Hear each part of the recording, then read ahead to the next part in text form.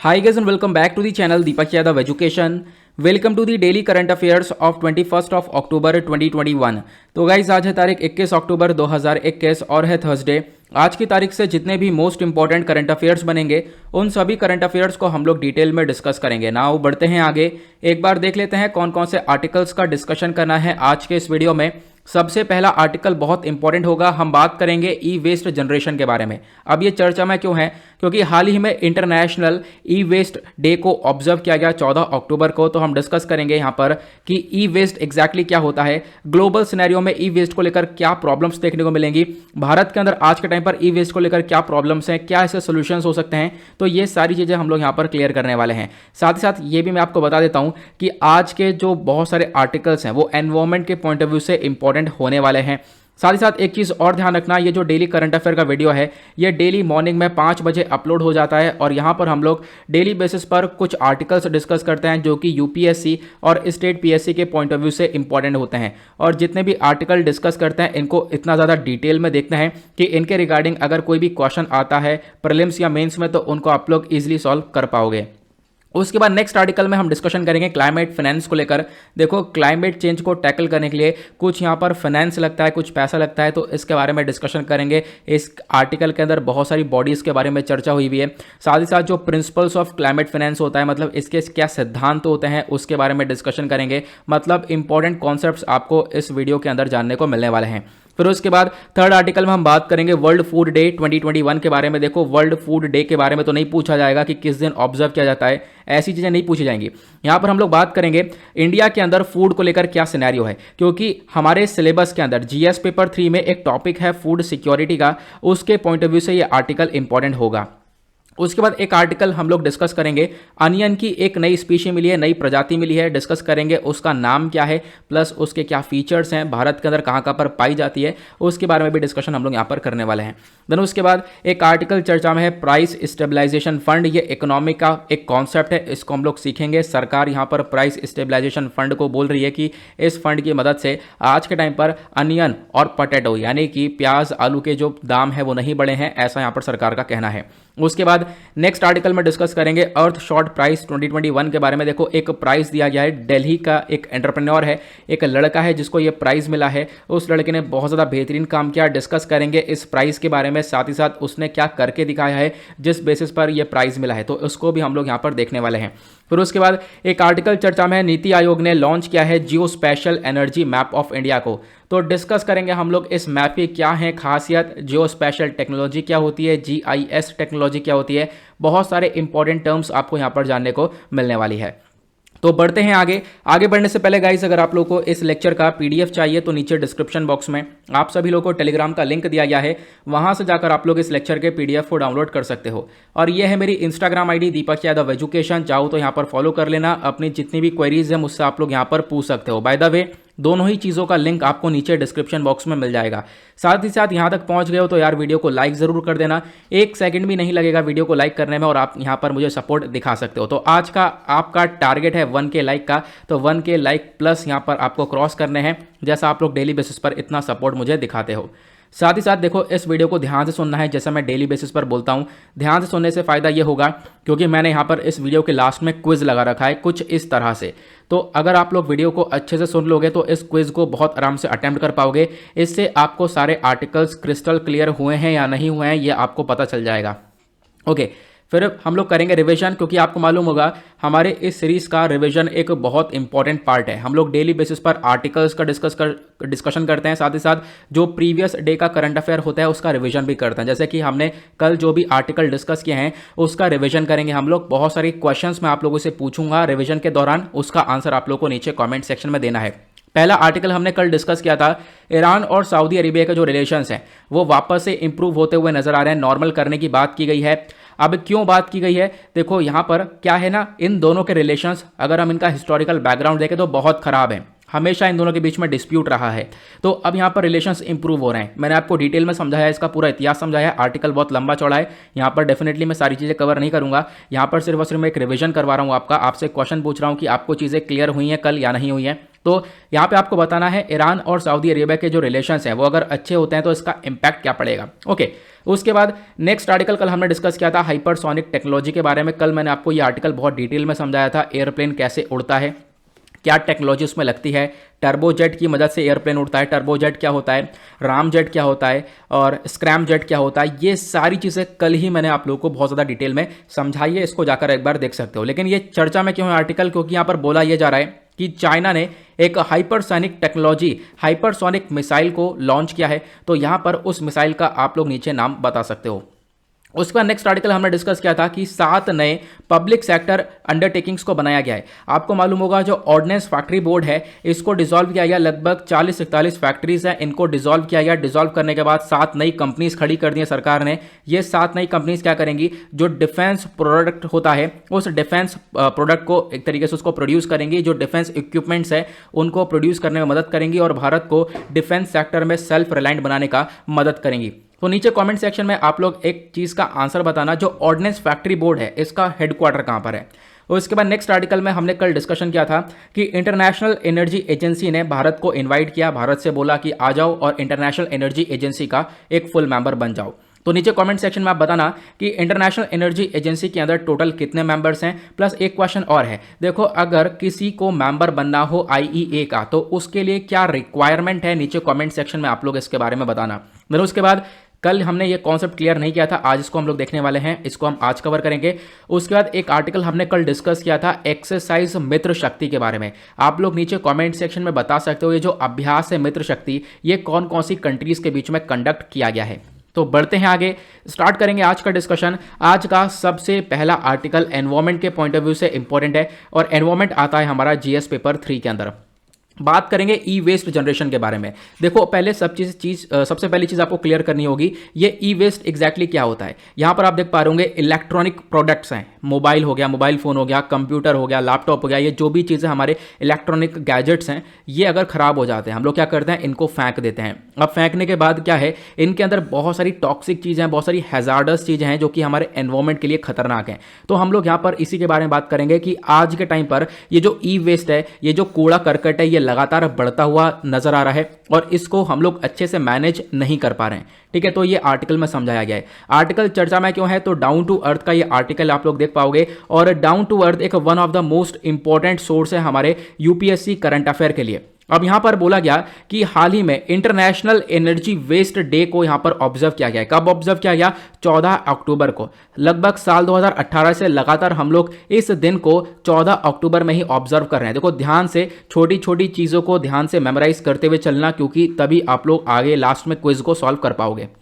Okay, then उसके बाद यहां पर बोला गया जो ये इंटरनेशनल ई वेस्ट डे है, इसका मेन मकसद क्या है, इसका मेन मकसद है कि जागरूकता फैलाना लोगों के अंदर। जागरूकता क्यों फैलाना, क्योंकि दुनिया भर में जो ई वेस्ट है वो लगातार जनरेट होता हुआ नजर आ रहा है। Millions of turns of E generate हो चुका है और इसका दुष्प्रभाव हमारे एनवायरमेंट के ऊपर पड़ेगा और डेफिनेटली एनवायरमेंट के ऊपर नुकसान होगा तो इससे ह्यूमन बींग्स को भी काफी हद तक नुकसान होगा। बात करते हैं भारत की, तो भारत के अंदर इसी को देखते हुए ई वेस्ट मैनेजमेंट रूल्स 2016 है, जो कि क्या करता है, इस इलेक्ट्रॉनिक वेस्ट को मैनेज करने का काम करता है। इसके बारे में मैं अभी आपको आगे आप लोगों को बताने वाला हूं।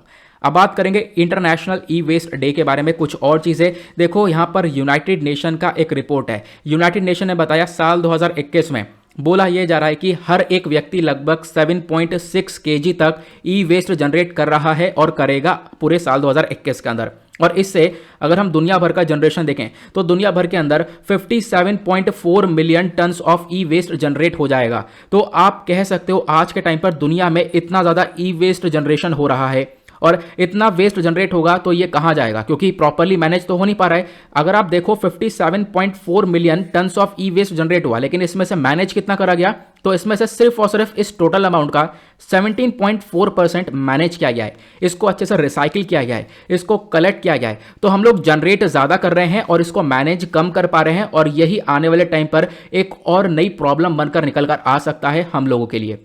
देन उसके बाद ई वेस्ट क्या होता है आपको मालूम चली गया, मैंने आपको पिक्चर के थ्रू दिखाया। ई वेस्ट यहाँ पर इलेक्ट्रॉनिक वेस्ट होता है, जो भी आपके इलेक्ट्रॉनिक अप्लायंसेस होते हैं वो खराब हो जाते हैं। देन उसके बाद क्या होता है, आप उसको फेंक देते हो, तो वो ई वेस्ट की कैटेगरी के अंदर आ गया। इसको क्या करा गया है, 21 टाइप्स के अंदर यहाँ पर कैटेगराइज किया गया, मतलब 21 प्रकार के आपको ई वेस्ट देखने को मिलेंगे। और ये जो 21 प्रकार के ई वेस्ट हैं इनको बांटा गया है दो कैटेगरीज में। एक है information technology and communication equipments, जो भी आप कम्युनिकेशन करते हो, मोबाइल फोन, लैपटॉप, कंप्यूटर, तो ये सारे इक्विपमेंट्स इसके अंदर हैं। देन उसके बाद दूसरा एक तरीके से कैटेगरी है कंज्यूमर इलेक्ट्रिकल एंड इलेक्ट्रॉनिक्स, ठीक है। तो ये आपको देखने को मिलेगा दो कैटेगरी के अंदर अलग अलग यहाँ पर छोटे छोटे ई वेस्ट पाए जाते हैं।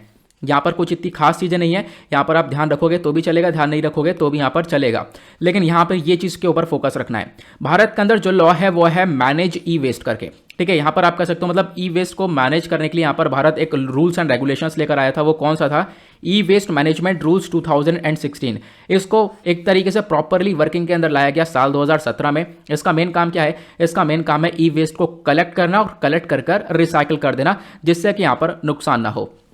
और इसी के साथ ये चीज़ बहुत इंपॉर्टेंट है, भारत का पहला ई वेस्ट क्लिनिक, मतलब ई वेस्ट क्लिनिक का मतलब ये है कि जो कि इन कूड़ा कबाड़ को ले जाकर वहां पर ट्रीट करेगा अच्छे से, इनकी प्रोसेसिंग, इनको सेपरेट किया जाएगा। तो यहां पर आप कह सकते हो ई वेस्ट क्लिनिक भारत का सबसे पहली बार ओपन किया गया, सेटअप किया गया। कहां पर? वो किया गया है भोपाल, मध्य प्रदेश के अंदर ये ई वेस्ट को सेटअप किया गया।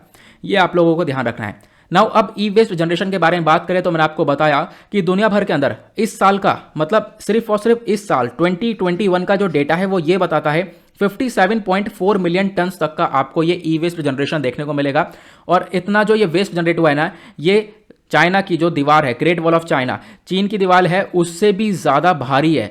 और आप कह सकते हो जो ग्रेट वॉल ऑफ चाइना है ये पूरी पृथ्वी के ऊपर सबसे भारी ऑब्जेक्ट है। तो आप कह सकते हो ग्रेट वॉल ऑफ चाइना से भी ज़्यादा भारी हम लोग ई वेस्ट जनरेट कर रहे हैं आज के टाइम पर, और वो इस साल का जनरेशन है। उसके बाद सीपीसीबी ने एक रिपोर्ट जारी करी है, सेंट्रल पोल्यूशन कंट्रोल बोर्ड के अकॉर्डिंग अगर हम बात करें तो भारत ने कितना जनरेट किया है। तो भारत लगभग यहां पर आप कह सकते हो साल 2019-20 के अंदर भारत ने 10 lakh ton of e waste, इससे भी ज्यादा जनरेट किया है।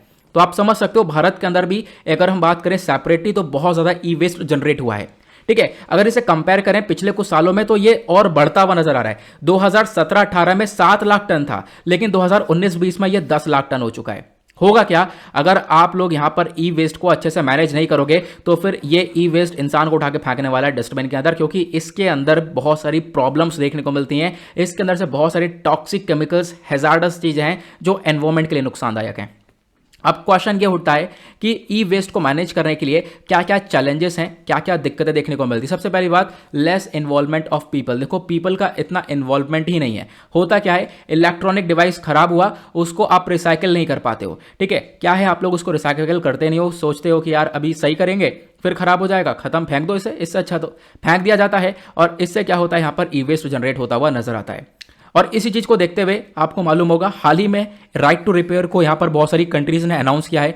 इनफैक्ट यहां पर यूएस ने भी बोला कि राइट टू रिपेयर चलेगा, मतलब आपके पास हक है और आपको कंपनीज बताएंगी कि किस प्रकार से आप अपने प्रोडक्ट को रिपेयर कर सकते हो। तो इसको इंप्लीमेंट करना चाहिए, ये एक सोल्यूशन हो गया है ना। उसके बाद यहां पर आप कह सकते हो दूसरा यहां पर सबसे बड़ा चैलेंज है ई वेस्ट जनरेशन का, वो है involvement of child labour. Bharat के अंदर क्या है, लगातार ई वेस्ट जनरेट हो रहा है, और ई वेस्ट जनरेट होने से लेबर भी चाहिए उसको मैनेज करने के लिए। तो डेफिनेटली यहाँ पर 4.5 लाख चिल्ड्रन जो लेबरर्स की कैटेगरी के अंदर आ चुके हैं, 10 से 14 साल के बच्चे हैं, वो सब ई वेस्ट एक्टिविटीज़ के अंदर घुसे पड़े हैं। इनको यहाँ पर कबाड़ इकट्ठा करते हैं और इनको रिसाइकिल वर्कशॉप तक पहुँचाया जाता है। तो आप कह सकते हो ये एक दूसरी बड़ी दिक्कत है कि चाइल्ड लेबर यहाँ पर ई वेस्ट कैटेगरी के अंदर बढ़ रहा है। उसके बाद हमारे पास प्रॉपर लेजिस्लेशन नहीं है, proper information, proper rules and regulations नहीं है। तो यहाँ पर आप क्या है कि जो पब्लिक इन्फॉर्मेशन होती है उसके अंदर भी कमी है काफ़ी ज़्यादा, उसकी वजह से ई वेस्ट जनरेट हो रहा है। फिर उसके बाद यहाँ पर एक चैलेंज यह है कि हेल्थ हजार्ड्स देखने को मिलते हैं, मतलब कि इन ई वेस्ट के अंदर लगभग हज़ारों से ज़्यादा टॉक्सिक, मतलब आप कह सकते हो हज़ारों से ज़्यादा टॉक्सिक मटेरियल्स होता है, जहरीली चीज़ें होती है, जहरीला पदार्थ होता है, जो कि क्या करता है, हमारे सॉइल को बर्बाद करेगा, ग्राउंड वाटर को बर्बाद करेगा, एनवायरमेंट को बर्बाद करेगा, फिर उसके बाद ह्यूमन बींग्स को भी बर्बाद करेगा। देन उसके बाद एक चैलेंज है लैक ऑफ इंसेंटिव स्कीम, मतलब कि आपको अगर ई वेस्ट को जनरेट करना, ई वेस्ट का जनरेशन को रोकना है तो आपको बहुत सारी कंपनीज को इंसेंटिव देना होगा। लेकिन क्या है, आज के टाइम पर इंसेंटिव नहीं दिया जाता। तो इंसेंटिव नहीं है, इसकी वजह से भी यहाँ क्या है, ई वेस्ट लगातार बढ़ रहा है, इसको हैंडल नहीं किया जा रहा। कौन हैंडल करेगा? अगर आप यहाँ पर ई वेस्ट के लिए इंसेंटिव स्कीम दे दो कि हाँ जो भी कंपनीज है या फिर ये जो भी ई वेस्ट को हैंडल करेगा, अच्छे से हैंडल कर पाएगा, उसको इतना पैसा मिलेगा, तो डेफिनेटली सब ना सब कोई ना कोई कोशिश कर देगा ज़रूर। लेकिन कोई इंसेंटिव स्कीम नहीं है, तो इसकी वजह से यहाँ पर क्या है, लोग भी कम इन्वॉल्व इसके अंदर देखने को मिलेंगे। उसके बाद आज के टाइम पर एक प्रॉब्लम ये भी है कि ई वेस्ट को हम इंपोर्ट कर रहे हैं। होता क्या है, बड़ी बड़ी कंट्रीज जो कि डेवलप्ड कंट्रीज, लास्ट में ईडी है, डेवलप्ड कंट्रीज जैसे यूएसए वगैरह हो गया, इनके अंदर ई वेस्ट जनरेशन और भी ज्यादा होता है। लेकिन क्या करते हैं ये लोग, एक्सपोर्ट कर देते हैं अपने ई वेस्ट को। एक्सपोर्ट कौन सी कंट्रीज में करते हैं, डेवलपिंग कंट्रीज में, जैसे कि इंडिया, चाइना, घना, नाइजीरिया, इन सारी कंट्रीज के अंदर एक्सपोर्ट कर दिया जाता है। ये कंट्रीज इंपोर्ट कर लेती हैं, इससे इन कंट्रीज के अंदर ई वेस्ट और ज्यादा बढ़ जाता है।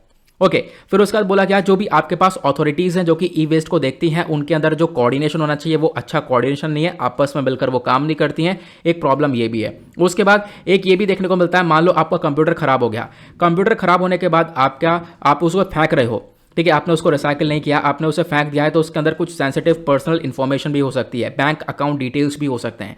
अगर आप लोगों ने उसको डिलीट नहीं किया है, आपने उस डिटेल्स को डिलीट नहीं किया है, तो उससे आपके साथ फ्रॉड हो सकता है। तो ये भी चैलेंजेस देखने को मिलते हैं। आई होप आपको क्लियर हो चुका होगा। आर्टिकल बहुत ज़्यादा ज़बरदस्त था और इंपॉर्टेंट था।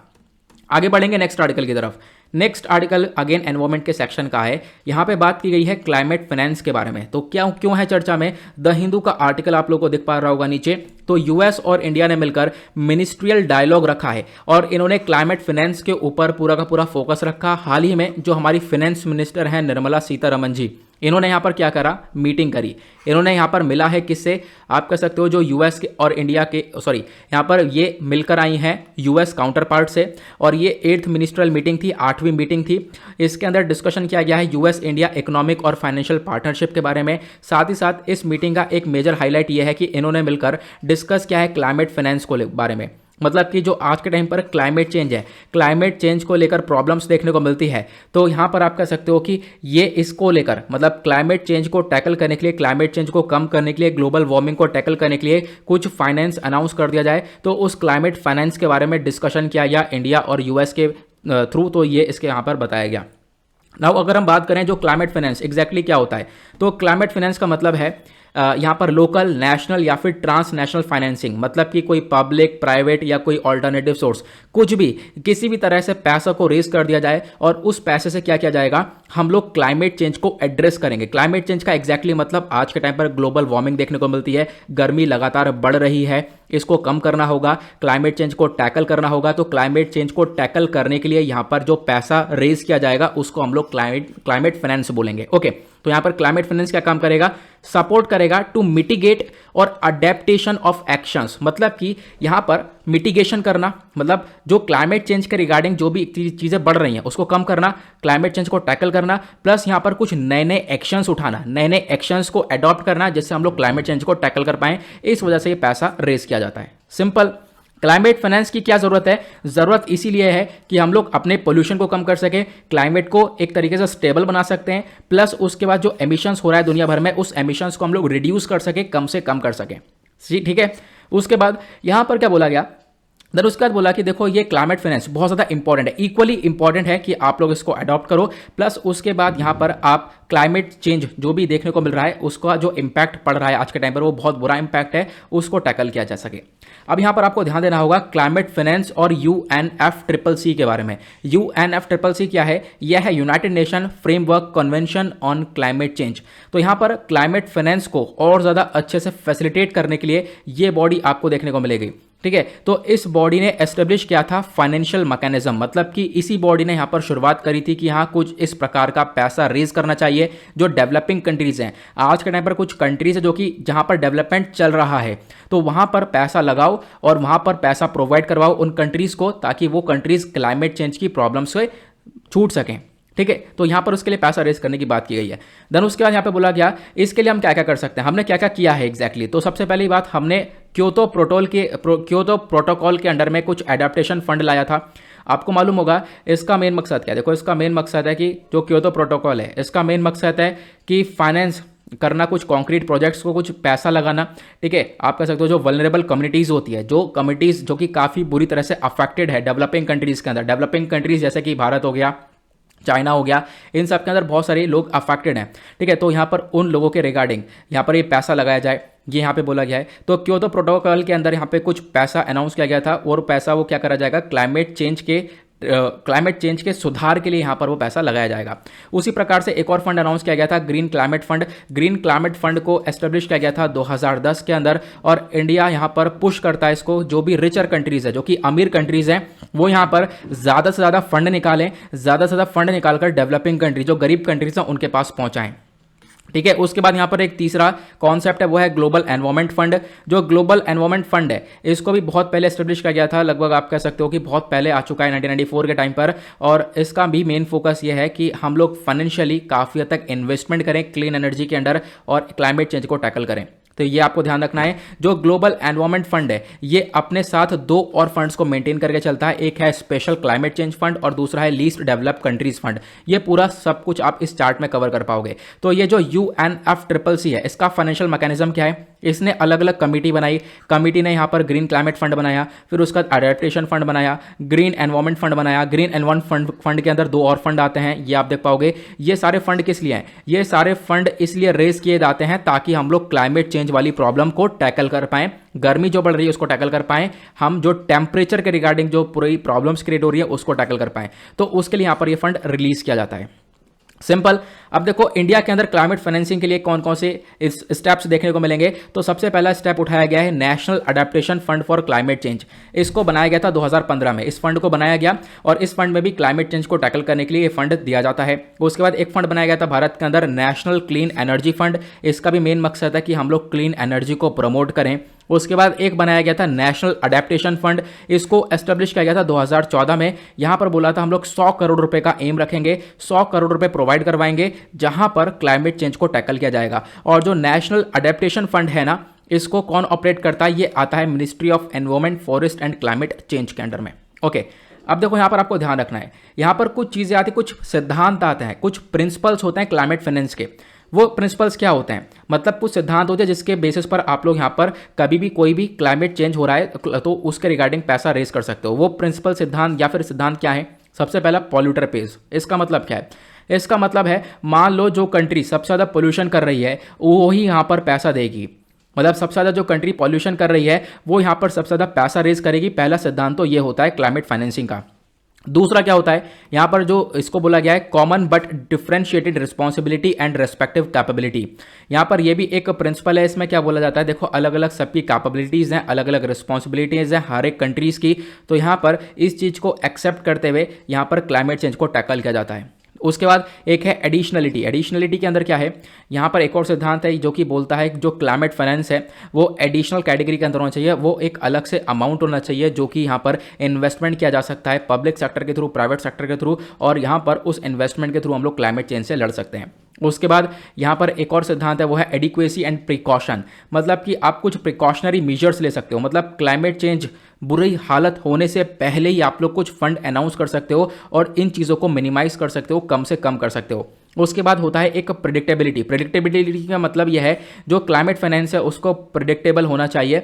हम लोग को इंश्योर करना चाहिए कि इतने सालों में हम लोग इतना फंड लगाने वाले हैं, इतना इन्वेस्टमेंट लगाने वाले हैं और इस तरीके से हम लोग यहाँ पर क्लाइमेट को टैकल करेंगे। तो यहाँ पर ये कुछ सिद्धांत होते हैं, इस बेसिस पर फंड को दिया जाता है। और कौन कौन से फंड होते हैं ये मैंने आपको इस चार्ट में समझा दिया, इसको मैंने डिटेल में एक्सप्लेन कर दिया है। आई होप आपको ये आर्टिकल क्लियर हो चुका है।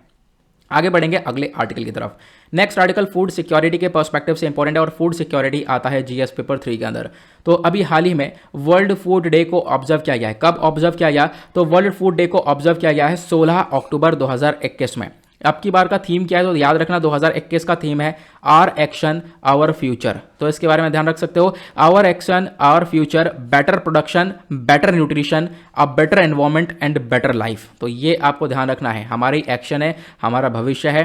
अच्छा प्रोडक्शन करेंगे, अच्छा न्यूट्रिशन मिलेगा, अच्छा एनवायरनमेंट होगा, अच्छी लोगों की लाइफ होगी। तो ये यहाँ पर फोकस रखा गया है। आई होप आपको ये क्लियर हुआ है। आर्टिकल कहाँ से लिया गया? इंडियन एक्सप्रेस का ये आर्टिकल है। न्यूज़ में क्यों है? क्योंकि वर्ल्ड फूड डे को ऑब्जर्व किया गया 16 अक्टूबर को, उसके बारे में चर्चा की गई है। आगे हम लोग कुछ इंपॉर्टेंट डिस्कशन करेंगे इस डे से हटकर, क्योंकि डायरेक्टली यहाँ पर डे के बारे में नहीं पूछा जाएगा। ये आपको ही मालूम है यूपीएससी यहाँ पर इतना सरल क्वेश्चन नहीं पूछेगा। घुमा के आपसे फूड के बारे में काफ़ी सारी चीज़ें पूछी जा सकती हैं। सबसे पहली बात यहाँ पर आपको ध्यान रखना है, वर्ल्ड फूड डे को हर साल ऑब्जर्व किया जाता है। लेकिन क्यों ऑब्जर्व किया जाता है? ताकि आज के टाइम पर जो दुनिया में भूखमरी वाली सिचुएशन है, हंगर वाली सिचुएशन है, उसको हम लोग खत्म कर सकें। ठीक है। तो मेन गोल यहाँ पर वर्ल्ड फूड डे का यही है। और जो ये डे है ना, बेसिकली इसको ऑब्जर्व किया जाता है कुछ ऑर्गेनाइजेशंस के थ्रू। वो ऑर्गेनाइजेशंस कौन सी हैं, जैसे कि वर्ल्ड फूड प्रोग्राम हो गया, international fund for agriculture development हो गया। तो यहाँ पर ये ऑर्गेनाइजेशंस वर्ल्ड फूड प्रोग्राम को ऑब्जर्व करती हैं। इनका मेन फोकस क्या है कि जो हमारे पास सस्टेनेबल डेवलपमेंट गोल्स हैं, आपको मालूम होगा हमारे पास 17 सस्टेनेबल डेवलपमेंट गोल हैं, 2030 तक हमें इसे अचीव करना है। लेकिन जो हमारा दूसरा गोल है वो है जीरो हंगर। तो इसको अचीव करने के लिए हमें वर्ल्ड फूड प्रोग्राम, जो वर्ल्ड फूड डे है बेसिकली, वो हम लोग ऑब्जर्व करते हैं ताकि हम लोग अपने दुनिया भर में जो ये भुखमरी वाली सिचुएशन है वो खत्म कर सकें। सबसे बुरी सिचुएशन ये भुखमरी की देखने को मिलती है। अब यहां पर आप कह सकते हो नीड ऑफ द आवर क्या है, जरूरत क्या है। सबसे पहली जरूरत को कोविड-19 ने कमर तोड़ दी है। हमारा पहली सिचुएशन बहुत खराब थी। देखो बहुत सारी कंट्रीज हंगर से जूझ रही थी, भूखमरी से जूझ रही थी, लेकिन कोविड-19 ने, कोरोना ने और बुरी हालत कर दी है। गरीबी वगैरह और ज़्यादा बढ़ चुकी है। तो आप देख पाओगे लोगों की हालत और ज़्यादा खराब है। तो हमें ज़रूरत है किस चीज़ की, कि हम लोग लोगों की मदद कर सकें। ठीक है, हम लोग को ज़रूरत है एक सस्टेनेबल एग्री फूड सिस्टम बना सकें, जो कि लगभग आप कह सकते हो 2050 तक 10 बिलियन पीपल को नॉरिश करेगा, इनको न्यूट्रिशन प्रोवाइड करवाएगा। तो ऐसे सिस्टम की ज़रूरत है, ज़्यादा से ज़्यादा लोगों को अच्छा खाना मिल सके। उसके बाद यहां पर फूड एंड एग्रीकल्चर ऑर्गेनाइजेशन का भारत के अंदर बहुत बड़ा कंट्रीब्यूशन है। वो कंट्रीब्यूशन क्या है, इसको भी हम लोग समझ लेते हैं। देखो फूड एग्रीकल्चर ऑर्गेनाइजेशन ने बहुत ज़्यादा करीब से देखा है, भारत आज के टाइम पर लड़ रहा है माल न्यूट्रिशन से। माल न्यूट्रिशन क्या होता है, इसको हम लोग बोलते हैं कुपोषण। कुपोषण मतलब यहां पर कि जो लोग हैं जो माल न्यूट्रिशन से गुजर रहे हैं, उनको एक अच्छा खाना मिलता नहीं, एक न्यूट्रिशियस खाना नहीं मिलता है। तो वो क्या हो रहा है, माल न्यूट्रिशन से गुजर रहे हैं। तो इंडिया आज के टाइम पर देख रहा है भारत के अंदर माल न्यूट्रिशन बहुत ज़्यादा है। ठीक है, तो इंडिया इसी के पीछे काफ़ी, मतलब इसकी वजह से काफ़ी पीछे रह जा रहा है। हर बार ग्लोबल हंगर इंडेक्स के अंदर अभी भी रैंक बहुत खराब आई है, एक 101 रैंक हम लोगों को देखने को मिली है। इसके पीछे रीजंस क्या हो सकते हैं, रीजंस क्या है, देखो बहुत सारी बच्चियां हैं जिनकी अर्ली प्रेगनेंसी हो जाती है। अर्ली प्रेगनेंसी क्यों हो रही है, क्योंकि चाइल्ड मैरिज की सिचुएशन काफ़ी बुरी है। उसके बाद एडुकेशन बहुत कम है भारत के अंदर। ठीक है, इन्फॉर्मेशन लोगों को पास बहुत कम है। प्लस आप देख पाओगे जो साफ सफाई है वो भी बहुत कम देखने को मिलेगी। तो कहीं ना कहीं ये माल न्यूट्रिशन ऑब्वियसली बढ़ता हुआ नजर आ रहा है। और यहाँ पे बोला है भारत ने अपना एक गोल सेट कर रखा था कि साल 2022 तक हम लोग भारत को माल न्यूट्रिशन फ्री बनाएंगे, लेकिन वो चीज़ें हमें आसान लग नहीं रही हैं। तो ये भी यहाँ पर बोला गया। उसके बाद फूड एंड एग्रीकल्चर ऑर्गेनाइजेशन ने भारत के प्रपोजल को भी एक तरीके से आप कह सकते हो कि सपोर्ट किया है। क्यों, क्योंकि भारत ने एक प्रपोजल दिया था इस बॉडी को। भारत ने बोला था कि साल 2023 को हम लोग इंटरनेशनल ईयर ऑफ मिलेट के तौर पर मनाने वाले हैं। अब इंटरनेशनल ईयर ऑफ मिलेट के तौर पर क्यों मनाएंगे, क्योंकि यहाँ पर जैसे हम लोग इस साल को सेलिब्रेट करेंगे as a international year of millet, इससे पता ही चलेगा कि आज के टाइम पर लोगों को एक अच्छा खाना लेने की ज़रूरत है, प्लस लोगों को एक तरीके से बेनिफिट देने की ज़रूरत है। छोटे मोटे जो फार्मर्स हैं उनको बेनिफिट देने की ज़रूरत है। ये यहाँ पर ये इस चीज़ को एंकरेज करेगा। अब उसके बाद बात करते हैं food and agriculture organisation hunger index के अंदर भारत की क्या एक तरीके से पोजीशन रही है। तो मैंने आपको बताया भारत की जो रैंक है वो 101 देखने को मिली है। अब की बार जो ग्लोबल हंगर इंडेक्स 2021 है, इसमें टोटल 116 कंट्रीज थी, इसमें से भारत की रैंक 101 है। तो यहां पर आप कह सकते हो कि रैंक काफ़ी बुरी है। भारत के बाद टोटल 15 कंट्रीज है जहां पर बुरी हालत है। इनफैक्ट यहां पर बांग्लादेश, पाकिस्तान ऐसी कंट्रीज भारत से आगे निकल चुकी हैं इस इंडेक्स के अंदर। लेकिन सरकार ने इसको अपोज किया है। सरकार ने यहां पर बोला ये इंडेक्स बिल्कुल गलत है। सरकार ने बोला जो भी मेथोडोलॉजी, जो भी मेथड इस्तेमाल किया गया है वो बिल्कुल अनसाइंटिफिक है, सही से यहां पर इसका इस्तेमाल किया ही नहीं गया है। प्लस दूसरी यहां पर एक प्रॉब्लम है भारत के अंदर, वो है फार्म लॉस को लेकर। आपको मालूम होगा फार्मर्स हमारे लगातार प्रोटेस्ट कर रहे हैं 3 फार्म लॉस के रिगार्डिंग। वो 3 फार्म लॉस कौन कौन से हैं आपको मालूम होगा। एक है farmers produce trade and commerce promotion and facilitation bill 2020, एक है farmers empowerment and protection agreement of price assurance and farm service bill, एक है एसेंशियल कमोडिटीज अमेंडमेंट बिल। ये 3 फार्म लॉज हैं, इनके रिगार्डिंग फार्मर प्रोटेस्ट कर रहे हैं। फार्मर कह रहे हैं हम लोग को एंश्योरिटी चाहिए, हम लोगों को एमएसपी मिलता रहना चाहिए, मिनिमम सपोर्ट प्राइस मिलता रहना चाहिए। ठीक है, तो ये दिक्कत ये भी आपको देखने को मिलेगी। तो कुछ आज के टाइम पर इंडिया के अंदर भी क्राइसिस चल रहे हैं इस फूड को लेकर। उसके बाद आपको ये भी कवर करना होगा, देखो कि सरकार क्या क्या इनिशिएटिव चलाती है, ये आपको ध्यान रखना है, हर बार कवर करना है, क्योंकि ऐसे क्वेश्चन मेंस में पूछे जाते हैं। तो आज के टाइम पर फूड सिक्योरिटी को प्रोवाइड करवाने के लिए भारत के अंदर बहुत सारे इनिशिएटिव चला रही है सरकार, जैसे कि ईट राइट इंडिया हो गया, फिट इंडिया मूवमेंट हो गया, बायो फोर्टिफाइड वेराइटीज़ हो गई। बायो फोर्टिफाइड वेराइटीज़ का मतलब ये है कि यहाँ पर क्या होता है, जैसे ये चावल हो गया मैक 4028, ये गेहूं है मैक 4028 वीट है, इसके अंदर हम लोग एडिशनल न्यूट्रिएंट्स डाल देंगे। एडिशनल न्यूट्रिएंट्स डालेंगे तो जो भी व्यक्ति ये खाएगा उसके अंदर न्यूट्रिशंस थोड़े सा बढ़ जाएगा, न्यूट्रिशन का लेवल बढ़ जाएगा, है ना। तो यहाँ पर ये बोला गया है आज के टाइम पर भारत फोकस कर रहा है बायो फोर्टिफाइड वैराइटीज़ के ऊपर, प्लस भारत आज के टाइम पर अमेंडमेंट कर रहा है agriculture produce market committees act के अंदर, ताकि इसको और कॉम्पिटिटिव बनाया जा सके। भारत यहाँ पे प्रोवाइड करवा रहा है मिनिमम सपोर्ट प्राइस किसान भाइयों को। उसके बाद आज के टाइम पर एसेंशियल कमोडिटीज़ एक्ट के अंदर अमेंडमेंट किया गया, ताकि हम लोग आज के टाइम पर जो खाना बर्बाद होता है, ग्रेन बर्बाद होती है, उसको हम लोग डील कर सकें। तो इन चीज़ों के ऊपर यहाँ पर फोकस रखा गया है। ओके, नाउ आगे बढ़ते हैं अगले आर्टिकल की तरफ। अगला आर्टिकल भी अगेन एनवायरमेंट सेक्शन से रिलेट होगा। बात की गई है प्याज की एक नई वैरायटी मिली है, उसका नाम है अलियम निगैनम। ठीक है, एक नई प्रजाति है प्याज की। यहाँ पे आपको ये प्याज दिख रहे होंगे, तो इसकी क्या प्रजाति है? पहली बात तो आपको नाम ध्यान रखना है। देखो क्वेश्चन में नाम पूछा जाएगा, नाम के अलावा यहाँ पर इसके ये कहाँ पर एग्जैक्टली भारत के अंदर कहाँ पे पाई जाती है, इसकी लोकेशन ध्यान रखना। तो अभी हम इसको डिस्कस करेंगे। तो ये न्यूज़ में क्यों है? क्योंकि हाल ही में एक नई डिस्कवरी हुई है, इंडियन एक्सप्रेस ने इसको अपने पेपर में छापा है, तो ये आप लोग देख पाओगे। बोला गया ये एक स्टेपल फूड है, मतलब कि ये बहुत ज़्यादा ज़रूरतमंद और बहुत ज़्यादा मतलब यूज़ करने वाला एक तरीके से फूड देखने को मिलेगा। अनियन ऑब्वियसली सभी ने खाया होगा, ज़्यादातर लोग खाते ही हैं। नाउ बात करें अनियन की, तो सबसे पहली बात यहाँ पर मैंने आपको बताया ना ये कौन सी प्रजाति है, तो यहाँ पर ये स्पीशी है अलियम नैगेनम। अब अलियम नैगेनम के बारे में बात करेंगे। अलियम एक तरीके से आप कह सकते हो कौन सी फैमिली से बिलोंग करती है, तो ये फैमिली का नाम है अमेरिलिकेडाई की। मैं यहाँ पर देख पाओगे अमेरिलिडेकेई करके नाम है इस फैमिली से, यहाँ पर ये अलियम बिलोंग करती है। तो यहाँ पर ये जो फैमिली है अमेरिलिडेकेई, ये बेसिकली यहाँ पर फैमिली एक तरीके से हर्बेशियस फैमिली से बिलोंग करता है। ये आप लोग देख पाओगे, ये जो एक तरीके से जीनस यानी कि अलियम जो है, इसके अंदर आपको 1100 अलग अलग प्रजातियाँ देखने को मिलेंगी। और इस प्रजाति के अंदर प्याज भी है, मतलब प्याज की भी प्रजातियाँ पाई जाती हैं, और गार्लिक यानी अदरक की प्रजातियाँ पाई जाती हैं, स्कैलियन की, शैलोट की, साइव्स की, ये सभी चीज़ की प्रजातियाँ यहाँ पर देखने को मिलती है। सारे स्टेपल फूड हैं, रेगुलरली यहाँ पर ये यूज़ में देखने को मिलते हैं। नाउ यहाँ पर ये जो बेसिकली ये वाला जो अनियन है, ये कहाँ पर पाया जाता है? ड्राई सीजन्स में पाया जाता है, साउथ अफ्रीका के अंदर पाया जाता है, प्लस कुछ वेस्टर्न हिमालयाज में पाया जाता है। नाउ ये जो साइंटिफिक नेम है ना अलियम निगैनम, ये बेसिकली यहाँ पर किस बेसिस पर नाम दिया गया है? तो एक है हमारे डॉक्टर कुलदीप सिंह नेगी जी, इनके नाम पर यहाँ पर आप देख पाओगे ये नाम दिया गया है। ओके, और इसके बाद यहाँ पर जो अनियन है बेसिकली बोला गया इसका मेडिकल पर्पस के तौर पर बहुत ज़्यादा इस्तेमाल है, आप मेडिसिन के तौर पर इसका यूज़ कर सकते हो। तो अभी हमने डिस्कस किया कि ये कहाँ पे पाया जाता है, दो अभी मैं आपको बताता हूँ। देखो इसका डिस्ट्रीब्यूशन कहाँ पे देखने को मिलता है। भारत के अंदर जो इंडियन अलियम है, ये कहाँ पे आपको देखने को मिलेगा? ये आपको देखने को मिलेगा हिमालयंस में, वेस्टर्न हिमालय, ईस्टर्न हिमालयाज के अंदर पाए जाते हैं। तो वेस्टर्न हिमालयाज कहाँ पर आपको देखने को मिलेंगे? ये वेस्टर्न हिमालय वाला पोर्शन हो गया, और ये जो स्किन वाला हो गया ईस्टर्न हिमालय वाला पोर्शन हो गया, यहाँ पर आपको ये अलियम देखने को मिलेगा। ठीक है, उसके बाद यहाँ पर एक चीज़ और है, एक चीज़ वो यह है कि ये जो अनियन है बेसिकली नॉर्थन हेमिस्फीयर के अंदर भी देखने को मिलता है। इस वाले एरिया में अगर हम दुनिया की बात करें तो नॉर्थन हेमिस्फीयर के अंदर आपको इस वाले एरिया के अंदर ये देखने को मिल जाता है। ओके, अब यहाँ पर आप देख पाओगे कंडीशन क्या होती है इसकी ग्रोथ के लिए, कंडीशन क्या होती है? तो कंडीशन में लगभग आप कह सकते हो ये प्याज वहीं पर उगेंगे जहाँ पर एक ऊंचाई होगी, लगभग समुद्र के स्तर से 3000 से लेकर 4800 metre above the sea level का यहाँ पर एक कॉन्सेप्ट है। इतनी ऊंचाई पर यहाँ पर ये अच्छे से ग्रो होता हुआ नजर आएगा। आगे बढ़ेंगे अगले आर्टिकल की तरफ। नेक्स्ट आर्टिकल इकोनॉमी के पॉइंट ऑफ व्यू से इंपॉर्टेंट है, इकोनॉमी आता है जीएस पेपर 3 के अंदर। बात की गई है प्राइस स्टेबलाइजेशन फंड के बारे में। देखो वापस से अनियन के बारे में बात हो रही है, टोमेटो के बारे में बात हो रही है, पोटैटो के बारे में बात हो रही है। तो आलू, प्याज, टमाटर, इन चीज़ों के बारे में चर्चा हो रही है। तो क्यों है चर्चा में? तो पीआईबी का आर्टिकल है, पीआईबी में डायरेक्टली गवर्नमेंट अपना आर्टिकल्स पब्लिश करती है। सरकार ने बोला है कि जो अनियन, टमाटो, पोटैटो का जो प्राइस है वो पिछले साल से कम हुआ है, पिछले साल से सस्ता है, ऐसा यहाँ पर सरकार ने बोला है।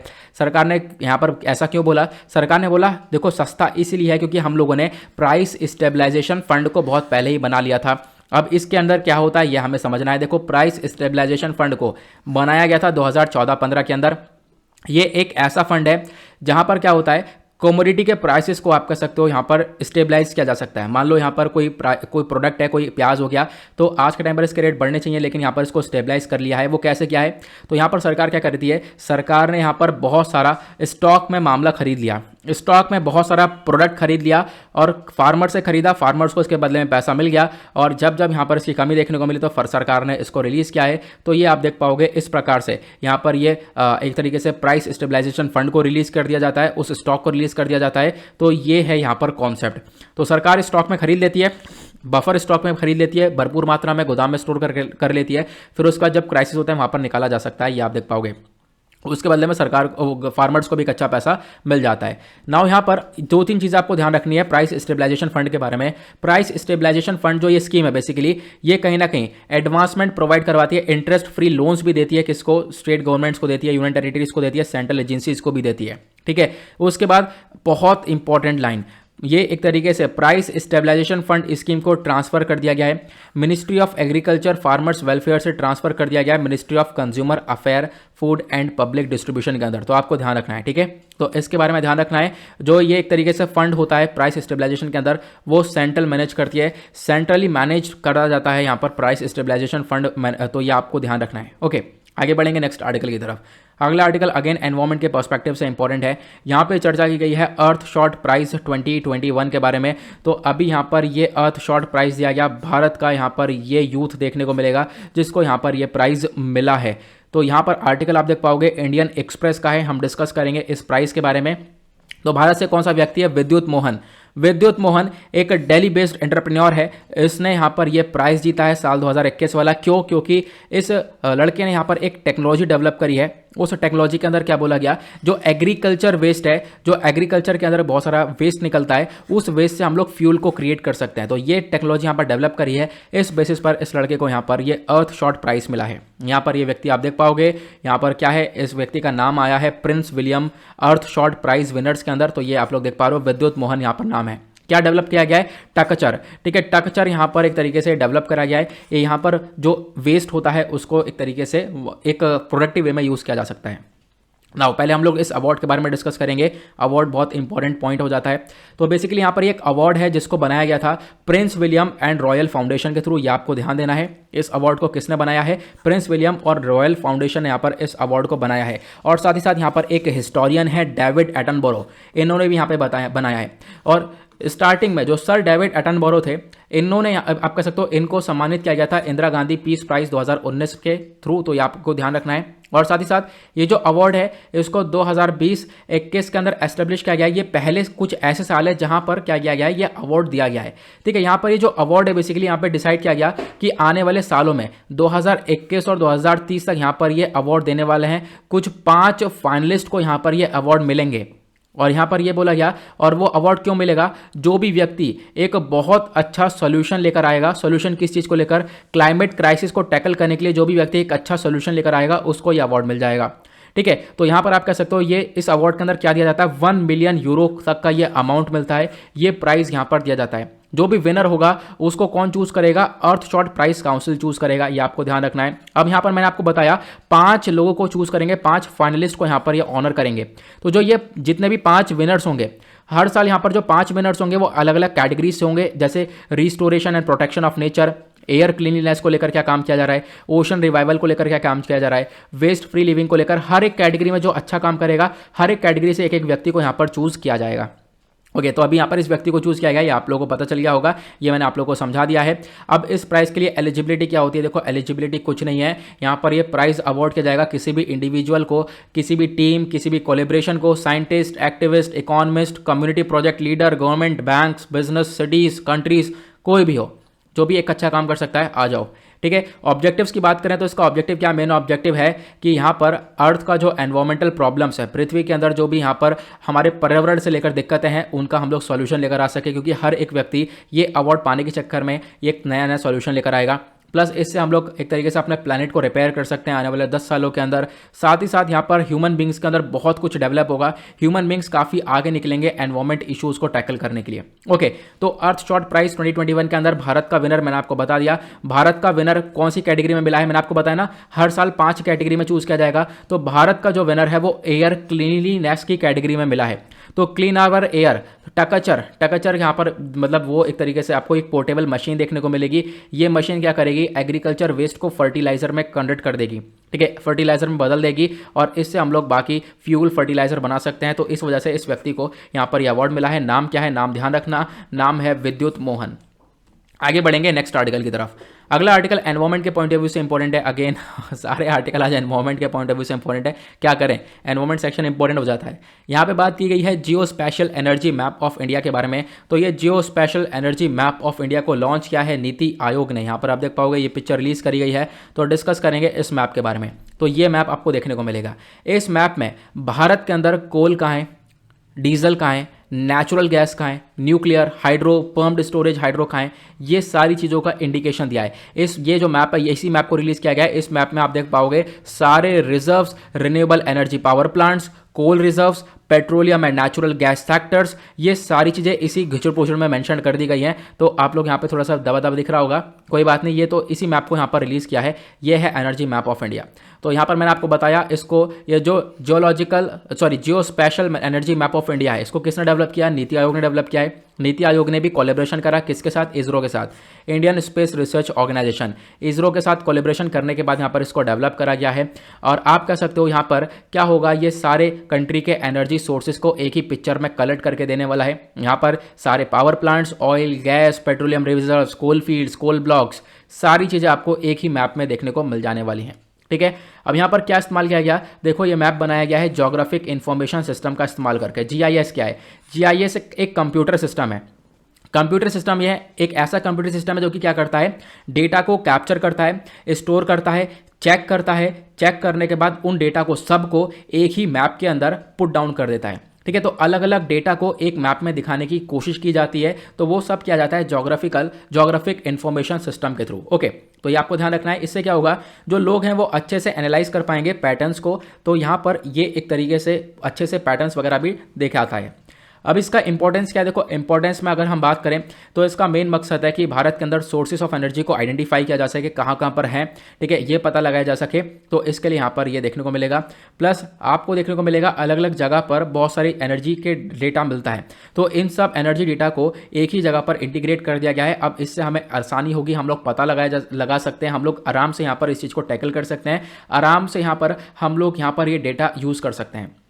उसके बाद यहाँ पर और तो कुछ ऐसी इन्फॉर्मेशन नहीं है। हाँ, मैंने आपको बताया ना, ये एक मैप है, कौन सा? जियो स्पेशल एनर्जी मैप है। तो जियो स्पेशल क्या होता है बेसिकली? तो देखो यहाँ पर आप देख पाओगे, ये एक तरीके का स्पेशल एनालिसिस टेक्निक होती है। इसमें क्या होता है, हम लोग सॉफ्टवेयर का इस्तेमाल करते हैं, मैप को अच्छे से रेंडर करते हैं, मैप की प्रोसेसिंग करेंगे, डेटा को कलेक्ट करेंगे, डेटा को कलेक्ट करने के बाद एक मैपिंग का इस्तेमाल करेंगे। तो जियो स्पेशल मैप हम लोग को एक कंप्यूटराइज्ड डेटा को प्रोवाइड करवाता है। ठीक है, तो हमें प्रोवाइड करवाता है कंप्यूटराइज्ड डेटा के साथ, और इन सबको लेकर जो भी डेटा है उन सबको लेकर एक मैप को बनाया जाता है। ठीक है, तो मैप डिज़ाइन को बनाया जाता है आपकी नीड्स के अकॉर्डिंग। जैसे अभी हम लोग को रिजर्व्स वगैरह के लिए मैप चाहिए था, तो एक मैप तैयार कर दिया गया, तो वो सब जियो स्पेशल टेक्निक से इस्तेमाल किया गया है। जो स्पेशल टेक्निक्स यहाँ पर इसरो के साथ मिलकर काम किया है, और यहाँ पर इस टेक्निक में क्या करते हैं, हम लोग डेटा को कलेक्ट करेंगे सब, फिर एक मैप में पुट डाउन कर देंगे। आई होप आपको ये क्लियर हो चुका है, सारे आर्टिकल अच्छे से समझ में आ चुके हैं ना। वो फटाफट यहाँ पर क्विज देख लेते हैं हम लोग। अगर आपने अच्छे से डिस्कशन सुना है तो क्विज आप इसको सॉल्व कर पाओगे। सबसे पहले हमने डिस्कस किया इंटरनेशनल ई वेस्ट डे के बारे में। आपको बताना है इंटरनेशनल ई वेस्ट डे कौन से दिन ऑब्जर्व किया जाता है। ठीक है, फिर उसके बाद इंडिया का पहला ई वेस्ट क्लिनिक भारत के अंदर कहाँ पर बनाया गया है, नीचे कमेंट सेक्शन में नाम बताना। वर्ल्ड फूड डे सेलिब्रेट किया जाता है हर साल कौन से दिन पर, नीचे कमेंट सेक्शन में नाम बताना है। उसके बाद आज के टाइम पर जो वर्ल्ड फूड डे है, यहाँ पर बेसिकली वर्ल्ड फूड डे के बारे में बात हो रही है। वर्ल्ड फूड डे ऑब्जर्व करते हैं हम लोग हर साल, लेकिन वो कौन सी प्रॉब्लम्स के बारे में चर्चा करता है, नीचे कमेंट सेक्शन में बताओ। हाल ही में एक नया डिस्कवर प्लांट मिला है, उस प्लांट का नाम बताना है, और वो एक तरीके से अनियन की एक नई प्रजाति है। उसके बाद जो अभी हमने डिस्कस किया था एक तरीके से यहाँ पर प्रोडक्शन स्टेबिलिटी फंड के बारे में, तो यहाँ पर ये जो स्कीम है बेसिकली इसको ट्रांसफ़र किया गया है प्राइस स्टेबिलिटी फंड के बारे में भी हमने डिस्कस किया था। ये इस स्कीम को ट्रांसफ़र कर दिया गया है ministry of agriculture and farmer welfare से। कौन सी मिनिस्ट्री के अंदर, नीचे कॉमेंट सेक्शन में बताना है। उसके बाद नेक्स्ट क्वेश्चन ये है, हाल ही में एक पर्सनैलिटी है, एक व्यक्ति है, दिल्ली बेस्ड एंटरप्रेन्योर है, उसको प्राइज़ मिला है, भारत के अंदर अर्थशॉट प्राइज़ मिला है उस व्यक्ति को, तो उसका नाम बताना है। देन उसके बाद यहाँ पर एक आर्टिकल है जो special energy map of India. ठीक है, इसको डेवलप किया गया है किसके थ्रू, किसने डेवलप किया है और किसके साथ कोलैबोरेशन करके यहाँ पर डेवलप किया है, नीचे कमेंट सेक्शन में इसका भी आंसर देना है। तो क्विज को सॉल्व करना अच्छे से, यहाँ पर आप लोग इसका आंसर दे पाओगे तो इसका मतलब आपने यहाँ पर सारी चीज़ें समझ ली हैं। ये आंसर की भी मैंने आपको प्रोवाइड करवा दी, लेकिन आंसर की आपको नहीं देखना है। तो गाइस इसी के साथ करते हैं हम लोग अपने लेक्चर को समाप्त। मिलते हैं आप लोगों से नेक्स्ट वीडियो में। आज के लिए bye bye, have a nice day, thank you and Jai Hind.